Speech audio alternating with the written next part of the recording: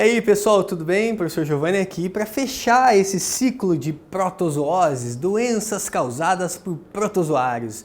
Gente, sempre falar de doença é sempre importante, né? Não só porque cai no vestibular, não só por conta de uma prova, mas por conta que é interessante para a gente saber, né? Que tipo de doença a gente pode pegar, às vezes, numa bobeira de não higienizar bem algum alimento, de tomar uma água contaminada, de repente ser picado por algum inseto.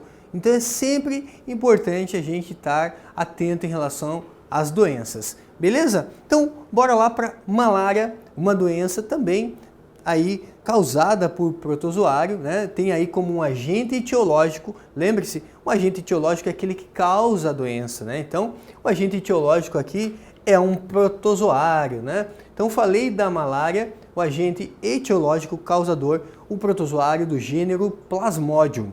Pode ser o Plasmodium vivax, Plasmodium falciparum, Plasmodium ovale e Plasmodium malariae, tá? Então, normalmente a gente fala protozoário do gênero Plasmodium sp. Já fico bem contente se você lembrar, né?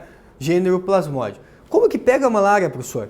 Bom, picada de um mosquito, né? Picada de um pernilongo, o Anopheles, do gênero Anopheles, sendo bem específico, o Anopheles darling, né? O Anopheles darling é um mosquito associado com a malária. Cuidado, né? Não vai confundir, muitas vezes quando eles colocam a malária, não vai confundir com a Aedes aegypti.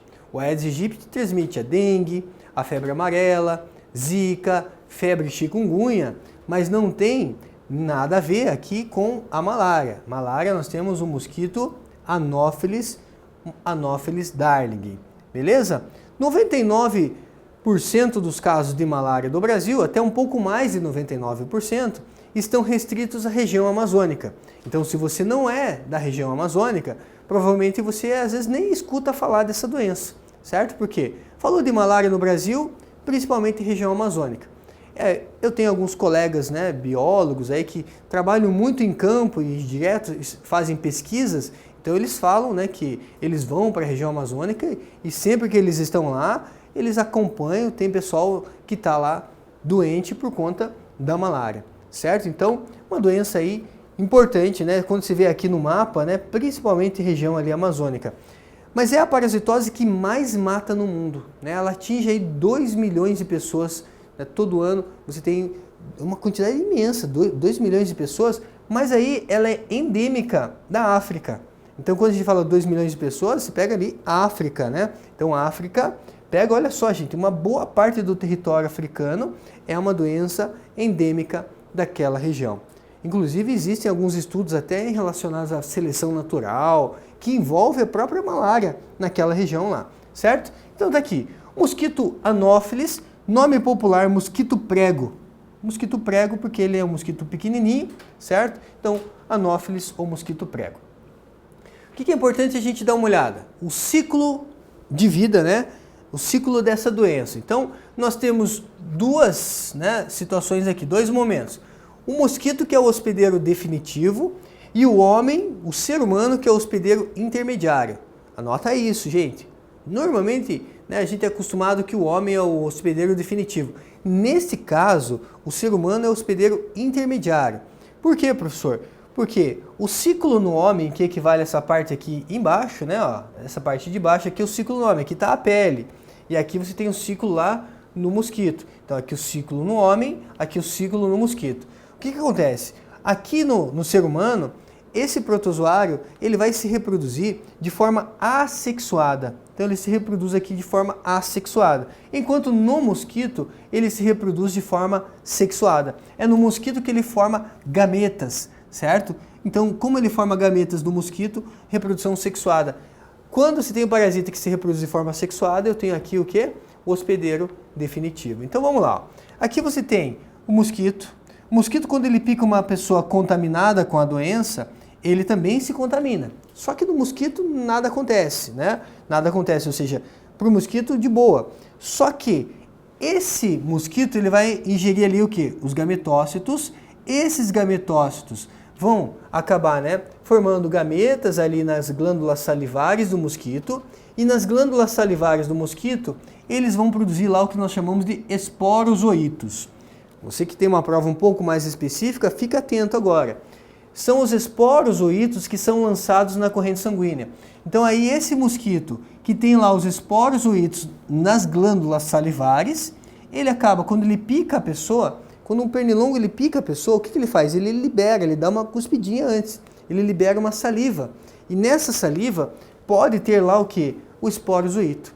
Ai, professor, por que ele dá uma cuspidinha? Porque ele libera uma substância meio anestésica para a gente não perceber a picada, certo? E aí ele vai liberar o esporos-oíto, esses esporos-oítos caem na corrente sanguínea, atingem ali os hepatócitos, que são células do fígado, passam uma parte do ciclo ali nas células do fígado, saindo do fígado, né, eles passam por uma reprodução ali dentro do fígado, reprodução assexuada, saindo do fígado, esses merozoítos agora, ó, merozoítos, então, entrou no fígado esporos-oíto, saiu do fígado merozoíto. E os merozoítos, eles penetram nas hemácias, penetram nos glóbulos vermelhos. E aí vão também se reproduzir nos glóbulos vermelhos. E aí aqui a gente tem ciclos intermitentes de febre. A cada 36 em 36 horas, a cada 48 em 48 horas, tem ali os picos de febre, certo? E aí, professor? E aí, galera, que dá o pico de febre porque libera, nesse momento que rompe aqui as hemácias, olha só, rompe as hemácias, libera o quê? Libera toxinas. E aí, são esses gametócitos que um outro mosquito pode acabar ingerindo, ou esses gametócitos acabam reinfectando outros glóbulos vermelhos. Então aí nós fechamos o ciclo. O que é importante saber? Então que envolve um mosquito prego, do gênero Anopheles, Anopheles darling, certo? O mosquito é o hospedeiro definitivo, o ser humano é o hospedeiro intermediário, certo? Como que previne essa doença? Sempre que envolve um mosquito, combate o inseto vetor, uso de telas, uso de repelentes, certo? Vai para a região amazônica, uso de repelente, uso de roupa comprida, né, sei lá, para evitar ali a picada desses mosquitos. Legal? Então vamos dar uma olhada aí nos exercícios, certo? Eu tenho 3 exercícios para resolver aqui com vocês. O primeiro diz assim: a malária representa um dos principais problemas de saúde pública no mundo. Embora a dimensão geográfica da transmissão esteja encolhendo no Brasil, o país ainda registra 42% dos casos da doença nas Américas. A Fundação Oswaldo Cruz, do Rio de Janeiro, recentemente desenvolveu um preparado com alta eficácia antimalárica, agora em fase de ensaios clínicos. Levando em conta seus conhecimentos sobre o ciclo de vida do Plasmodium é o protozoário, né, que está associado como agente etiológico, assinale a alternativa que indica um possível mecanismo de ação do preparado antimalárico. Então, um possível mecanismo de ação desse preparado antimalárico. Letra A. Alterar a morfologia das hemácias dos mosquitos. Não, o mosquito ele atinge a hemácia humana, não a hemácia dos mosquitos, né? Então, falso, letra A. Até porque aqui você não vai ter hemácia no mosquito, não tem hemácia do mosquito. Então, falso, totalmente errado.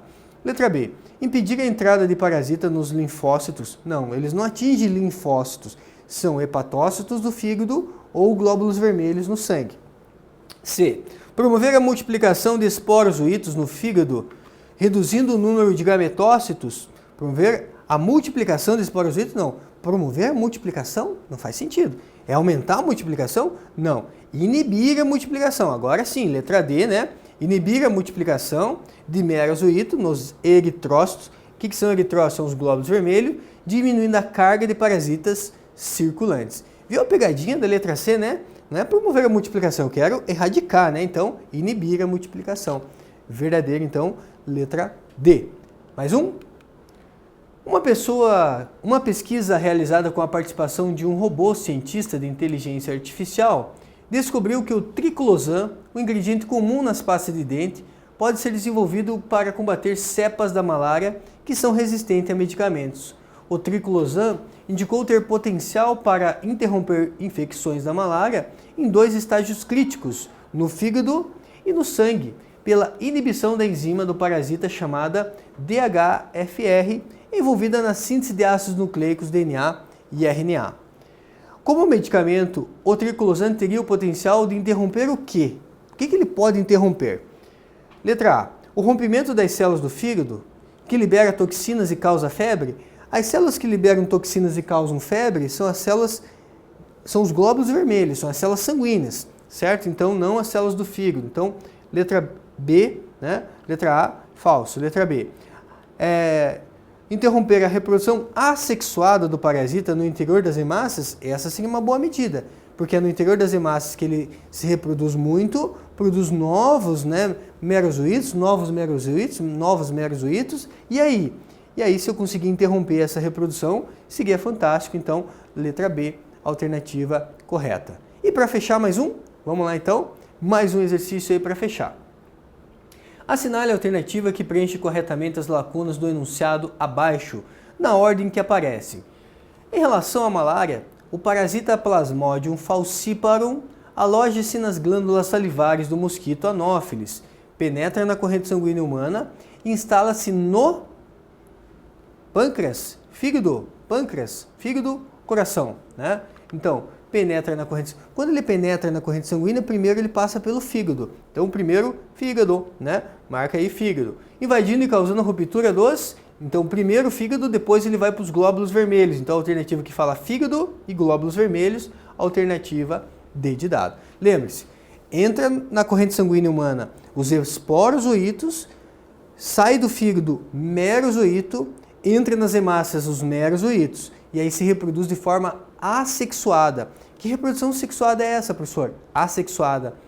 É chamada de esquizogonia. Né? O que é uma esquizogonia? É quando ele multiplica vários núcleos para depois multiplicar citoplasma. Legal, gente? Fechamos assim um ciclo, né, chave de ouro aí, as protozooses. Espero que tenha ajudado vocês. Deixe aí nos comentários, né, se tiver alguma dúvida. E até mais. Um grande abraço, gente.